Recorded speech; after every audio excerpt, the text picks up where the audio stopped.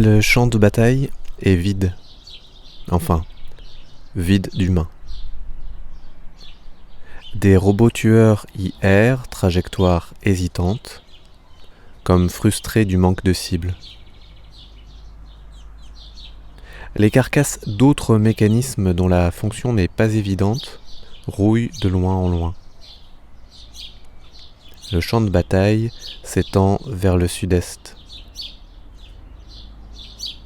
Il n'y a pas d'horizon, là où sa ligne devrait séparer la plaine du ciel, là où la terre devrait s'enfoncer dans le lointain. Elle paraît monter au contraire en une sorte de butte, à un entassement de choses indistinctes. Des cadavres, dit l'un d'entre nous. Darja scrute la vallée à la jumelle. Longtemps. Je finis par lui demander « Qu'est-ce que tu vois ?» Il y a des animaux, des lièvres, je crois. Et alors ? Les robots ne les attaquent pas. Ils sont peut-être trop petits. Ce sont des RT-47 programmés pour tuer tout ce qui bouge.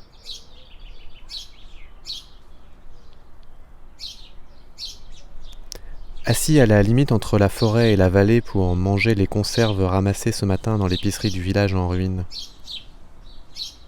C'est la fin de l'hiver. Il faut absolument commencer à cultiver ou nous ne passerons pas le prochain.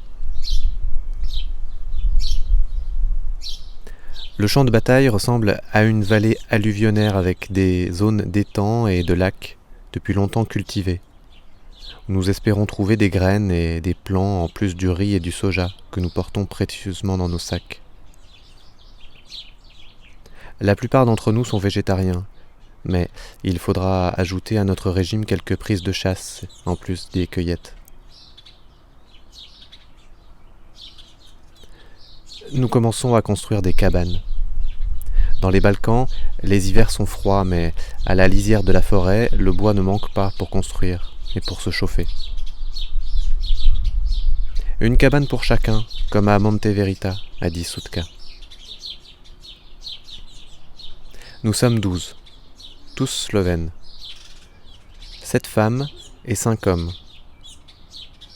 Stefko et Friedrich approchent la cinquantaine, le reste d'entre nous plus jeunes. Nous manquons d'outils, juste 2 scies, des haches, une herminette, des clous, des gonds, des marteaux, et plus précieux que tout, des tire-fonds et des clés, le tout ramassé sous la houlette de Friedrich dans un atelier dévasté. Elina a un jeu de gouge, mais elle le garde pour des travaux de sculpture dont elle dit que nous aurons besoin. Et pour l'agriculture, nous n'avons, ridicule et solitaire, qu'une houe. On s'y connaît en cabane, d'expérience et de lecture. La construction va prendre plusieurs jours, une semaine sans doute. Mais déjà, on ne pense qu'à comment se débrouiller avec les robots tueurs dans la vallée.